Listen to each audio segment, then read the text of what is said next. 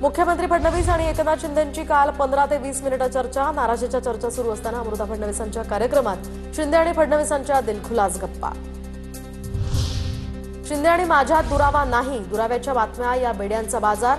शिंदेंच्या नाराजीच्या बातम्यांवर मुख्यमंत्री फडणवीसांची प्रतिक्रिया। तर न बोलण्यासारखं काहीही घडलं नाही असंही केलं स्पष्ट। अहंकार कुणाला आहे हे सगळ्यांना माहिती आहे। फेक नॅरेटिव्ह पसरवण्याचं काम सुरू। घरात बसून लोकांचे प्रश्न सोडवता येत नाहीत। उपमुख्यमंत्री शिंदेंचं नाव न घेता उद्धव ठाकरेंवर निशाणा। 2047 पर्यंत केंद्र आणि राज्यात काँग्रेसची सत्ता येणारच नाही, वाशिममध्ये बोलताना चंद्रशेखर बावनकुळेंचं वक्तव्य। तर फडणवीस सरकार 1 कोटी मतांना जिंकून येणार, बावनकुळेंकडून विश्वास व्यक्त। मुंबई भाजप अध्यक्ष अमित साटम यांना धमकी। स्वतःला काँग्रेस कार्यकर्ता म्हणवणाऱ्या अमानत खान या नावाच्या व्यक्तीकडून फेसबुकवरून धमकी आल्याची माहिती। काँग्रेसच्या असलम शेख यांच्या कार्यालयाबाहेर भाजप युवा मोर्चाचं आंदोलन। तर मंत्री लोढा यांना जीवे मारण्याची धमकी दिल्याचा भाजपकडून निषेध।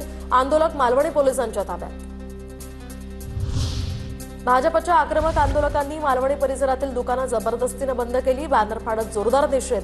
असलम शेख यांना अटक करण्याचीही मागणी। अमित साटम यांच्या कार्यालयावरील हल्ल्याला जशास तसं उत्तर देणार, काँग्रेसच्या आंदोलनावरून प्रवीण दरेकरांचा इशारा। हिंदुत्वाचा फुगा फुटल्यानंतर भाजपकडून आता मराठी अमराठी वाद सुरू। मुंबईत भाजपचं घाणेरडं राजकारण चालणार नाही, आदित्य ठाकरेंची टीका।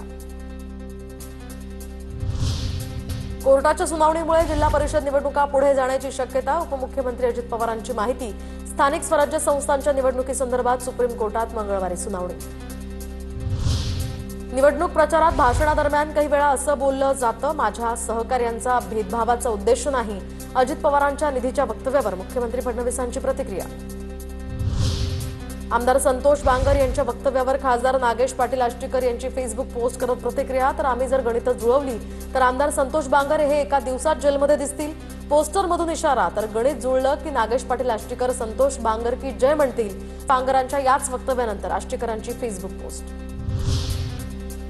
जळगावमधील एकनाथ खडसेंच्या घरातील चोरी प्रकरणी बिलाल चौधरीला अटक। तर मुंबई पोलिसांनी आरोपीला उल्हासनगरमधून अटक केल्याची माहिती।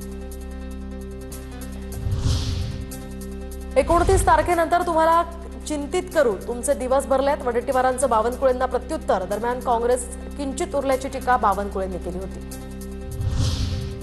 फलटण नगरपालिका निवडणुकीच्या प्रचाराचा पालकमंत्री शंभूराज देसाई यांच्या उपस्थितीत शुभारंभ। शिंदे गटाच्या शिवसेनेचे नगराध्यक्षपदाचे उमेदवार अनिकेत राजे नाईक निंबाळकर यांच्या प्रचाराचा नारळ फुटला। दरम्यान प्रशासकीय दहशत मोडून काढणार असं म्हणत पालकमंत्री शंभूराज देसाई यांचा इशारा। बुलढाण्यात आजी माजी आमदारांमध्ये जुंपली। शहरातील गुंडाराज संपवायचा आहे, विजयराज शिंदे यांचा संजय गायकवाडांवर हल्लाबोल।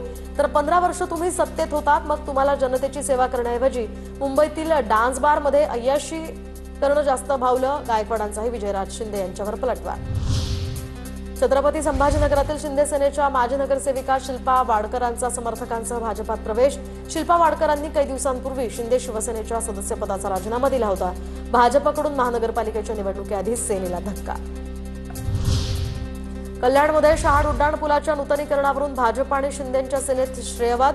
भाजप आमदार कुमार ऐलानी यांच्या हस्ते उद्या उद्घाटन होणार होतं, त्याआधीच आज शिंदेंच्या शिवसेनेकडून पुलाचं उद्घाटन करण्यात आलं।